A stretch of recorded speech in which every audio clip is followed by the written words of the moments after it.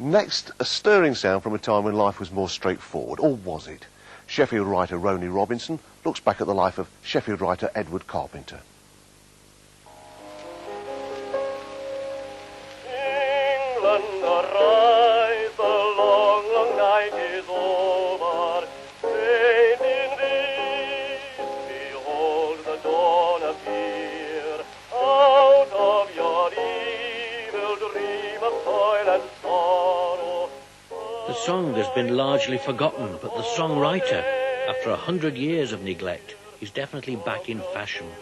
Anarchist, vegetarian, feminist, poet, homosexual and sandal maker, part crank and part prophet, Edward Carpenter was no ordinary Victorian. He addressed himself to the mind and the heart at the same time, and that everything he did and everything he wrote had an intellectual aspect. He wasn't just a theoretician and he wasn't just a poet, that his theory had poetry in it and his poetry had theory in it. Did you know how unorthodox he was? Oh, yes. Yes, we did. To a certain extent. Not in the same way that an adult would do, you know. But, as we say, we could tell by the way he dressed, he was always in these sandals and his knickerbockers, so to speak, fastened under his knees. So I see this photo that I showed you, that's just exactly how we remember. It's a nice old gentleman that had a word for you, always a word for you. Though brought up in the south, it was in the north, in Sheffield, that Carpenter made his life. He served his cause well, founding an anarchist cafe in the city centre from which to denounce bowler-hatted and umbrellaed capitalists. But words were his real weapons, and this is where he made his real impact, in a poem translated into 16 languages, Towards Democracy. It's brilliant and wonderful in parts. It is maybe slightly watered down Walt Whitman, I don't know. I think it is.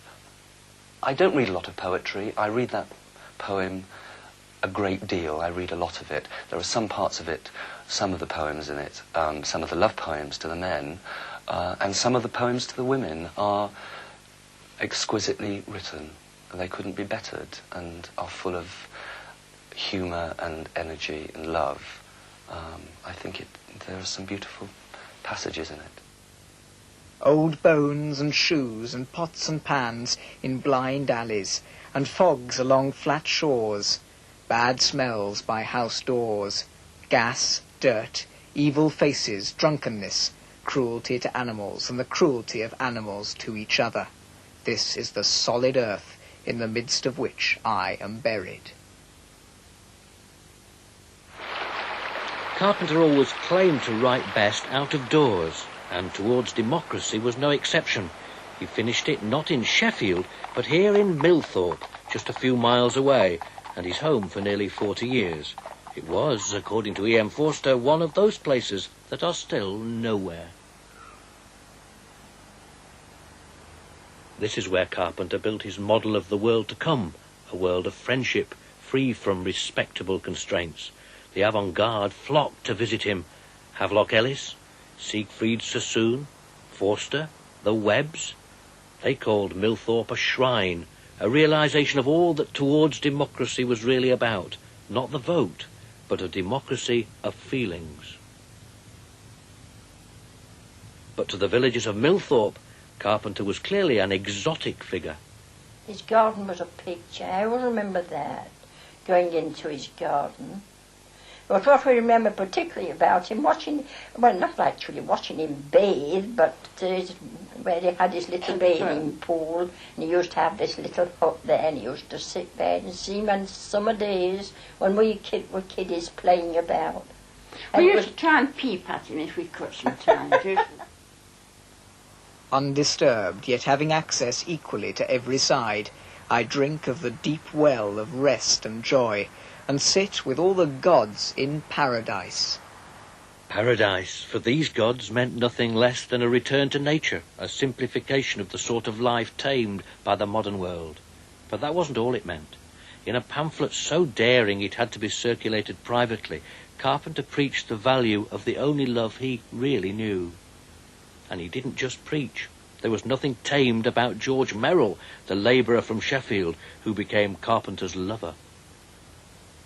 I think that that everybody who came to stay at Millthorpe was aware of the situation that existed between Carpenter and Merrill generally. I think some people didn't approve of it. I think when Merrill moved in with Carpenter finally, after having known him for about 8 years, a number of his friends warned Carpenter that this was going to be a difficult and dangerous situation, and it was. Carpenter and Merrill were living openly together at the time of the Oscar Wilde trials, and as somebody remarked, that those trials damaged irrevocably a generation of relationships between men.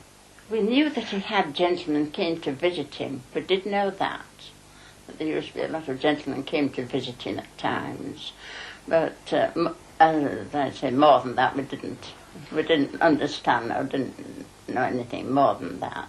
He had a sort of respectability around him that Wilde didn't have. He was living in the north of England, rather inaccessibly. He wasn't at the heart of the hub of things as Wilde was, and certainly the establishment were out to get Wilde. I think he was protected in certain ways. He also went softly at times. I mean, he didn't set himself up to be a martyr. I don't know if Wilde actually wanted to be a martyr, but he didn't set himself up in the way that Wilde did. So he was cautious on one level, although very bold on the other level of living with Merrill. Was it what you might call a very respectable household on the outside? It appeared so to us, very, very nice. Did you have any idea about what went on inside? Well, I think it was actually talked about amongst the adults in the village, but what was going on at the house? Oh, well, Mr. Merrill was noted for it. He was noted. He had a name. We can name it. We do remember that. But you don't tell it straight away. It's as if you want to protect Mr. Carpenter in some way. Oh, no. We're not trying to protect him, but we didn't know anything about him. But it was openly spoken about, Mr. Merrill. Well, in those days, as I say, when everything was kept sort of in the dark, we didn't exactly know, because we weren't that old, what people were talking about. Only that we knew there was something queer with Mr. Merrill. No, that wasn't just right. As Millthorpe's changed with the times, so has Carpenter's reputation. No longer the eccentric living outside his age, but the common property of a different generation, with a different purpose. When the gay liberation movement was formed in the early 70s, that process was of us finding each other. I think that Carpenter is unique in that we grew up with the catalogue of famous gay men. There weren't that many famous gay lesbians, they're still hidden. Michelangelo, Oscar Wilde, James the First, whatever. And I think that the revelation for me and for a lot of people was that here was this man who didn't have this sort of, who wasn't a famous artist really, who didn't seem to be spectacular on one level, who lived with and loved working class men.